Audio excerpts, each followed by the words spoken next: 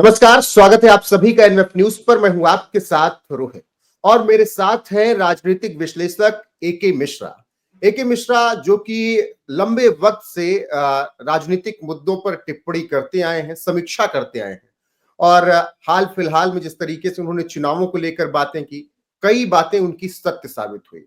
ऐसे में महाराष्ट्र की राजनीति को भी बहुत करीब से एके मिश्रा जी समझते हैं, तो उनसे चर्चा करेंगे कि ऑपरेशन लोटस जो एकनाथ शिंदे की तरफ से चलाया जा रहा है, जो आरोप उन पर लग रहे हैं उद्धव ठाकरे की पार्टी की तरफ से, उसके बाद कितनी डरी सहमी हुई है शिवसेना यूबीटी और तमाम नेता शिवसेना यूबीटी का साथ छोड़कर एकनाथ शिंदे के साथ जा रहे हैं।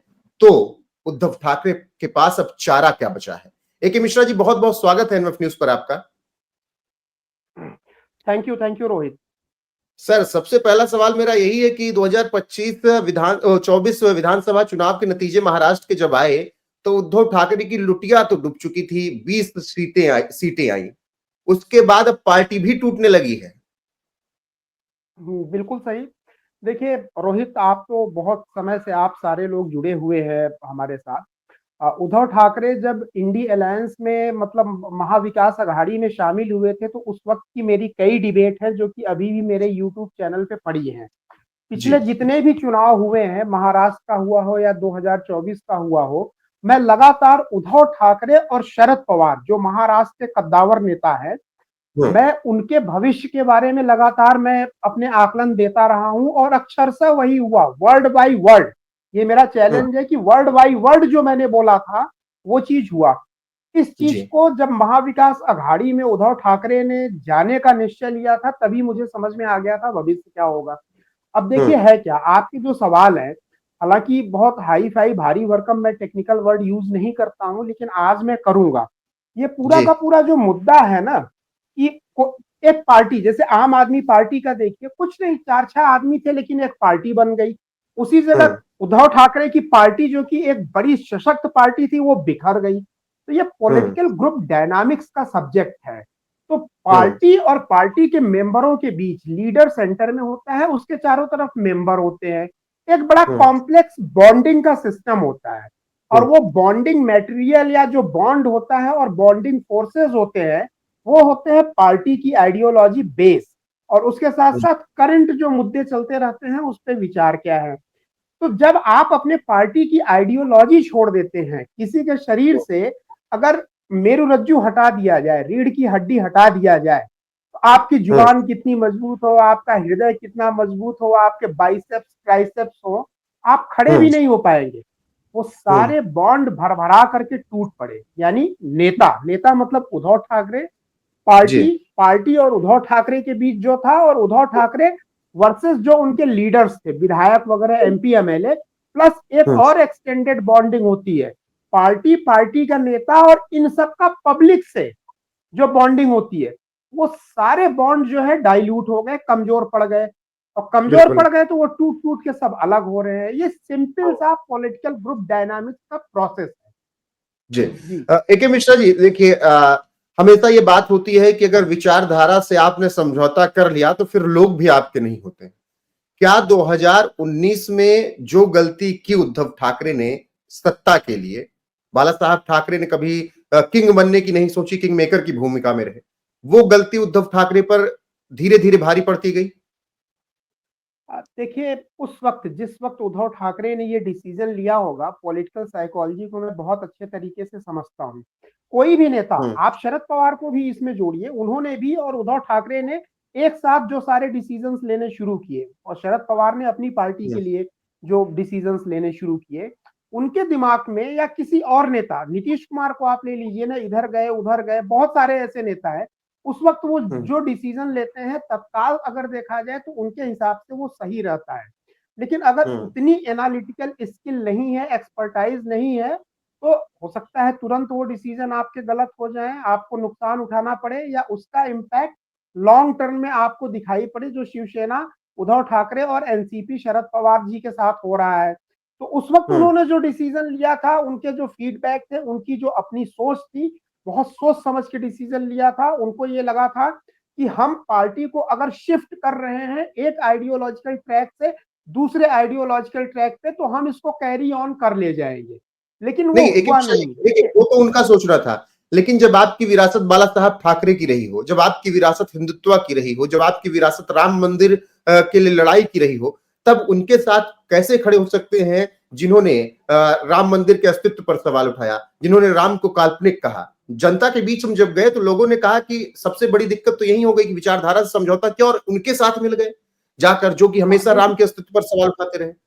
हाँ देखिए, ट्रैक शिफ्टिंग जो होती है ना, वो बहुत रिस्की काम है। यहाँ पे उद्धव ठाकरे मात खा गए। उन्होंने ये सोचा सेक्युलरिज्म, विकास, इन सब चीजों के नाम पे हम चीजों को मैनेज कर लेंगे। लेकिन भारत जैसे देश में राम के साथ, सनातन के साथ 80% जो वोटर है भारतीय है, सनातनी है, वो कंप्रोमाइज नहीं करता है।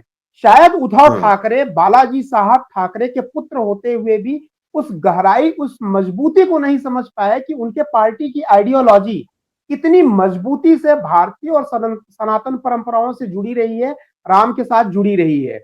और दूसरा ये हो हम्म। सकता है कि उनका अपना लालच था, अपना उतावलापन था सत्ता में आने का।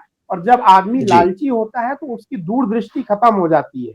वो 5 साल, हम्म। 8 साल के बाद के इम्पैक्ट को नहीं देख पाता है। तो एक शॉर्ट जी। साइटेडनेस, जिसको जिसको मैं बोलता हूँ जी। पॉलिटिकल शॉर्ट साइटेडनेस या पॉलिटिकल मायोपिया, तो पॉलिटिकल मायोपिया हम्म। के ये शिकार हो गए। ये दूर का नहीं देख पाए कि इसका अंजाम क्या होगा। 2-4 साल मुख्यमंत्री वगैरह रहे, लेकिन उसके बाद परिणाम सामने है कि पूरा का पूरा बेस ही हम्म। खत्म हो गया, पार्टी खत्म हो गई। जी, अब आते हैं ऑपरेशन टाइगर पर।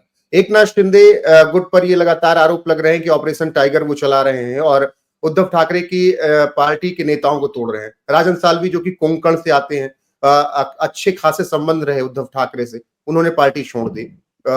फिर जितेंद्र जनावले जो कि मशाल जब चुनाव चिन्ह मिला तो मातोश्री लेकर वो गए थे, उन्होंने भी पार्टी के सभी पदों से इस्तीफा दे दिया।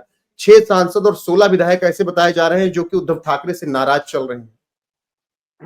नहीं, केवल ये 6 सांसद या विधायक नहीं, और भी बहुत सारे लोग भीतर भीतर नाराज हैं। पब्लिक या इनके वोटर जो है, शिवसेना के मेंबर जो इनिशियल होते थे, वो भी ग्राउंड पे जाएंगे तो बहुत सारे लोग नाराज हैं। देखिए, इसके पीछे हम्म। कारण क्या है कि ऑपरेशन जी। लोटस चला जी, ऑपरेशन लॉयन चल रहा है, ऑपरेशन टाइगर। दूसरों को दोष मत दीजिए। आप जब मजबूत जी। थे तो आपने किसी को छोड़ा? युद्ध में रहम की भीख नहीं मांगी जाती है। और वो भी पहले की भाजपा होती तो मैं मान सकता था। जैसे अटल बिहारी वाजपेयी वगैरह थे, वो बड़े विशाल हृदय के थे, और खैर उसका खामियाजा भी भाजपा को भुगतना पड़ा। लेकिन अब की बार हम्म। भारतीय जनता पार्टी में जो नेतृत्व है ना, वो हम्म। पृथ्वीराज चौहान वाली गलतियां बार बार नहीं दोहराना चाहता है। ये एक बड़ा हम्म। सुखद परिवर्तन है देश की राजनीति में, जिसको कि मैं बड़ा सुखद परिवर्तन मानता हूं। भाई, पृथ्वीराज हम्म। चौहान की गलतियां हम लोगों को नहीं दोहराना चाहिए, हम लोगों को सीख लेना चाहिए उस चीज से। और इसीलिए अमित हम्म। शाह ने एक बार बोला था, महाराष्ट्र की रैली में ही बोला था कि मैं गद्दारों को माफ नहीं करता हूं, मैं गद्दारों को माफ नहीं करता हम्म। हूं। तब भी बहुत सारे लोगों को समझ लेना चाहिए था। आपको अपने राइवल पार्टी से लड़ना है तो उतना ही स्ट्रांग होना पड़ेगा हर तरीके से, जितने की आपकी राइवल पार्टियां या अगल बगल के और पार्टियां हैं जो चुनाव में कॉन्टेस्ट कर रही हैं। तो वो चीज हुआ नहीं, जिसको मैं बार बार पॉलिटिकल मायोपिया बोल रहा हूँ, राजनीतिक निकट दृष्टि दोष। उद्धव ठाकरे अभी भी उससे निकल नहीं पा रहे। ऑपरेशन लोटस हो रहा है, ऑपरेशन ये हो रहा है, ऑपरेशन। अरे भाई, आप अगर मजबूत हो, इतने दिनों तक तो नहीं हम्म। हुआ कोई ऑपरेशन आपके खिलाफ सक्सेसफुल, और अब जी। आपको क्यों लग रहा है? क्योंकि आप उस तरीके के हो कि इस वक्त जो है आप बिना दांत और नाखून के शेर बन गए हो। केवल घुर्राने हम्म। के सिवा आप कुछ कर नहीं सकते हो। और वो दहाड़ हम्म। नहीं है, वो करुणा और दया की याचना के रूप में अब उद्धव ठाकरे आ गए हैं कि कोई हमारी मदद करो।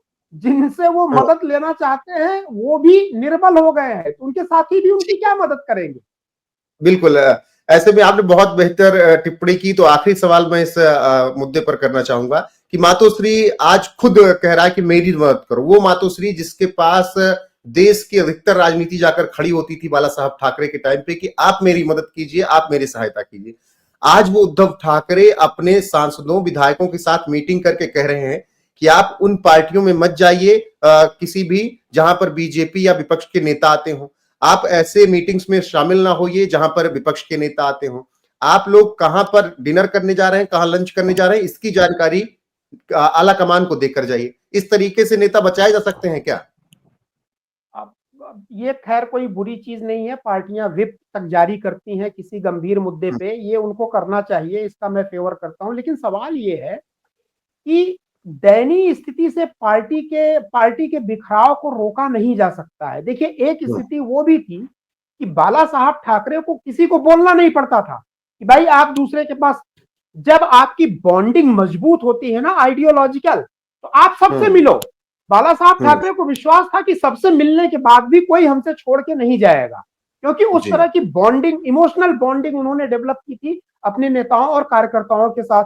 बाला साहब ठाकरे के समय में सारे शिवसेना के नेता एक दूसरे के यहाँ जाते थे, मिलते रहते थे राजनीतिक गैर राजनीतिक कार्यक्रमों में। बाला साहब ठाकरे ने तो कभी ऐसे निर्देश नहीं दिए, न व्हिप जारी किया।